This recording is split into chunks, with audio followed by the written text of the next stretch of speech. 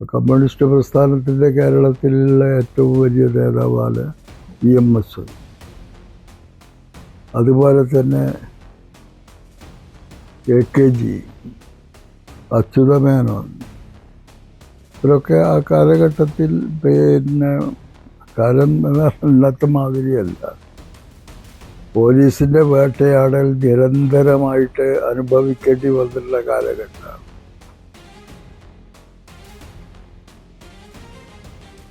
അതിലെല്ലാം മറ്റു നേതാക്കന്മാരെ പോലെ തന്നെ കേരളത്തിലുടനീളം പ്രസ്ഥാനം കെട്ടിപ്പടുക്കുന്നതിന് വേണ്ടി ജനങ്ങളുടെ പ്രശ്നങ്ങൾ ഏറ്റെടുത്ത് അവരുടെ പോരാട്ടം നയിക്കുന്നതിന് വേണ്ടിയൊക്കെ നല്ല രീതിയിൽ പ്രവർത്തിച്ചിട്ടുള്ള നേതൃത്വപരമായിട്ടുള്ള പങ്ക് വഹിച്ചിട്ടുള്ള നേതാവ് കൂടിയാണ് VS.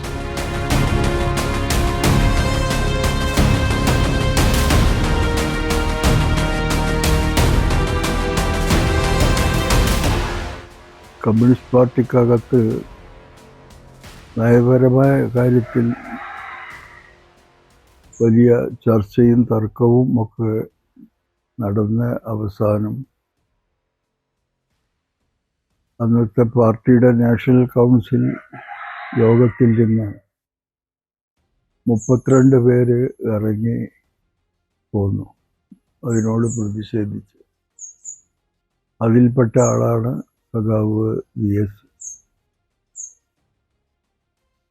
ചെറുപ്പം മുതൽ ഇടതുപക്ഷ പ്രസ്ഥാനത്തിൻ്റെ കൂടെ,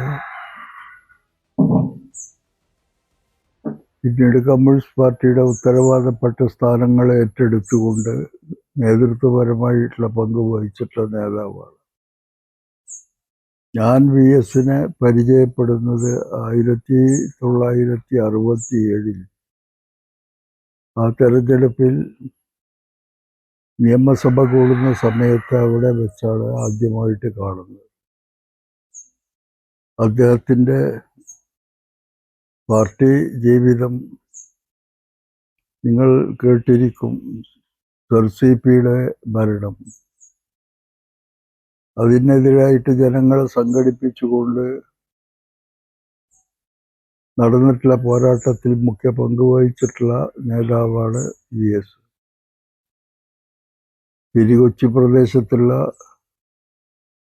Achutha Menon, MN Govindan Nair, PT Ponnoose, TV Thomas, Gouriamma തുടങ്ങിയിട്ടുള്ള ആ നേതൃനിരയിലുള്ള ഒരാളാണ് സഖാവ് VS. 2005 മുതൽ 2011 വരെയുള്ള കാലയളവിൽ കേരള മുഖ്യമന്ത്രിയായി അദ്ദേഹം സേവനം അനുഷ്ഠിച്ചിട്ടുണ്ട്. ദീർഘകാലത്തെ രാഷ്ട്രീയ പ്രവർത്തനത്തിനിടയിൽ ക്രൂരമായിട്ടുള്ള രീതിയിലുള്ള പോലീസ് മർദ്ദനം ഏൽക്കേണ്ടി വന്നിട്ടുള്ള നേതാവാണ് VS.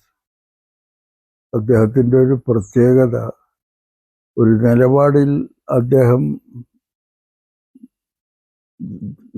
നിലപാട് സ്വീകരിച്ചു കഴിഞ്ഞാൽ അതിൽ നിന്ന് പിന്മാറാൻ വളരെ പ്രയാസമാണ്. അത്തരത്തിൽ ഉറച്ച ഒരു കമ്മ്യൂണിസ്റ്റ് പോരാളിയായിരുന്നു. തിരുവിതാംകൂറിലും പിന്നെ കേരളത്തിലാകെയും ഈ പ്രസ്ഥാനത്തെ നയിക്കുന്നതിൽ പ്രധാനപ്പെട്ട പങ്ക് വഹിച്ചിട്ടുള്ള നേതാവ് കൂടിയാണ്. അദ്ദേഹത്തിൻ്റെ വിയോഗം ഇടതുപക്ഷ കമ്മ്യൂണിസ്റ്റ് പ്രസ്ഥാനങ്ങൾക്ക് വലിയ നഷ്ടമാണ് എന്നുള്ള കാര്യത്തിൽ തർക്കമില്ല.